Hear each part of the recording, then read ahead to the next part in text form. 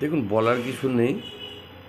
প্রথমত বলি, আমাদের সাংসদ তিনি 15 বছর শ্রীরামপুর লোকসভার মানুষের সর্বস্তরের মানুষের জন্য কাজ করেছে, মানুষের সঙ্গে প্রচুর সময় দিয়েছে এবং টোটাল যা আমাদের এমপি ল্যাডের টাকা তিনি পঞ্চায়েত বলুন, পৌরসভা বলুন, সমস্ত জায়গায় তিনি কিন্তু উন্নয়নের কাজ করেছেন।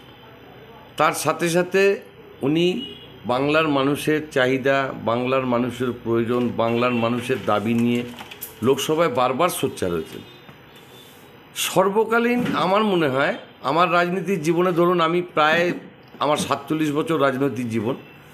47 বছর রাজনৈতিক জীবনে আমরা দেখেছিলাম আকবর আলী খন্দকারকে আমাদের শ্রীরামপুর পার্লামেন্টে এমপি হওয়ার পর মানুষের জন্য লড়াই করতে, এবং ঠিক একইভাবে পশ্চিমবঙ্গ তথা ভারতবর্ষের মানুষের জন্য যিনি সংসদে লড়াই করেন, তিনি আমাদের সকলের প্রিয় সেরা সাংসদ কল্যাণ বন্দ্যোপাধ্যায়। এবং আপনারা জানেন যে কল্যাণ বন্দ্যোপাধ্যায় সেরা একজন সাংসদ হিসেবে তিনি কিন্তু ভয়েস অফ ইন্ডিয়া কল্যাণ বন্দ্যোপাধ্যায় এই উপাধি পেয়েছে, এটা আপনাদের জানা।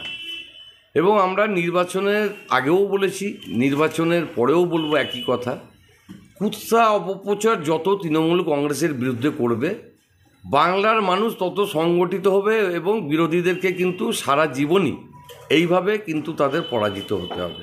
কারণ বাংলার মানুষের মন জয় করেছেন, মনের মণিকোঠায় যিনি ঢুকে আছেন তার নাম মুখ্যমন্ত্রী মমতা বন্দ্যোপাধ্যায়। এবং তিনি যে এই 12-13 বছরের মধ্যে তিনি যে 34 বছরের ওই মার্ক্সবাদী কমিউনিস্ট পার্টির অপশাসন এবং অবহেলিত কংগ্রেসের যে অবহেলা, সেইটাকে নৎসা করে দিয়ে এই 12-13 বছরে তিনি বাংলার যে সার্বিক উন্নয়ন যেভাবে করেছে এবং মানুষের কাছে যেভাবে তার এই সরকারি প্রকল্পের মাধ্যমে 68টি প্রকল্প তিনি ইতিমধ্যেই করেছেন। তার মধ্যে আপনারা সবাই জানেন যে সবথেকে জনপ্রিয় যেটা হচ্ছে সেটা লক্ষ্মী ভাণ্ডার, এবং এটা বিরোধীদের কাছে ছিল, যেমন বিজেপি বলেছে আমরা লক্ষ্মী ভাণ্ডার বন্ধ করে দেবো, কখনও কোনো নেত্রী এসে আবার বলছে, তখন আবার নেতারা বলছে আমরা 3000 টাকা করে দেবো।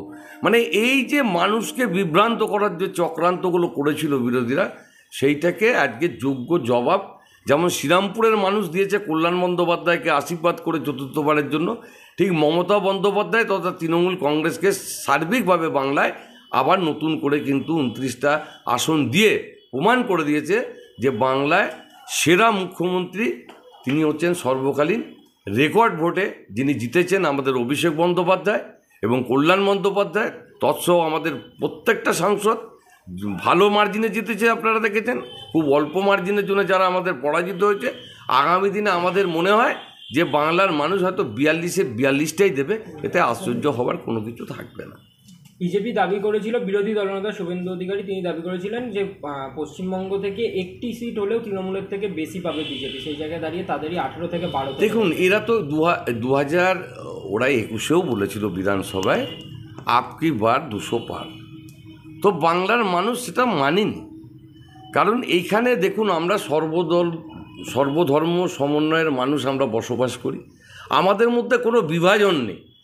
ভারতীয় জনতা পার্টির এই যে ধর্মের নামে বিভাজনের যে চক্রান্ত সেটা বাংলার মানুষ ধরে ফেলেছে এবং বাংলার মানুষ সেটা বারংবার তাই প্রমাণ করেছে যেখানে ভারতীয় জনতা পার্টির কোনো ঠাঁই নেই।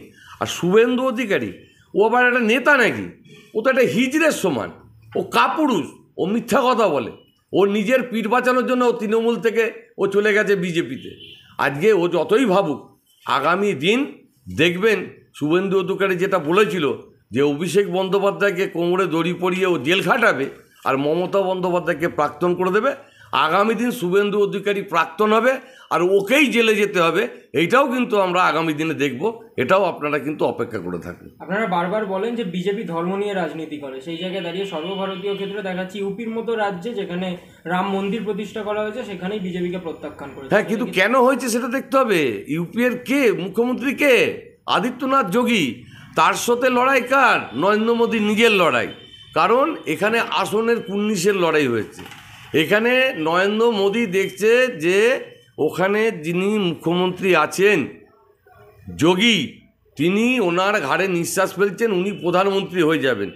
এই লড়াইয়ের মাঝে আর এই যে ধর্ম নিয়ে রাজনীতি এবং যে ধরনের কাজকর্ম ওখানে হচ্ছে উত্তরপ্রদেশে যেভাবে মানুষ নির্যাতিত হচ্ছে সেইগুলো মানুষ মানতে পারেনি, যার জন্যে আজকে ওদের ইউপিতেও কিন্তু অবক্ষয় হয়েছে এবং অনেক রাজ্যেই হয়েছে। আর পশ্চিমবাংলায় তো ওদের কোনো জায়গা নেই। আর সিপিএম যতই চেষ্টা করুক, সিপিএম 34 বছর যে অপশাসনটা করে গেছে, বাংলার মানুষের প্রতি যে অত্যাচার, যে অবিচার, যে বঞ্চনা করে গেছে বাংলার মানুষের প্রতি, আজকে সিপিএমের আর ঘুরে দাঁড়ানোর এখানে জায়গা নেই। নবীন আসুক আর প্রবীণ আসুক, ওদের সারা জীবনই জামানত বাজেয়াপ্ত হয়ে যাবে। এখন 35 বছর বাংলার মানুষ ওদের ঘুম পাড়িয়ে রেখেছে। 34 বছর রাজত্ব করেছে, 35 বছর ঘুমিয়ে থাকবে।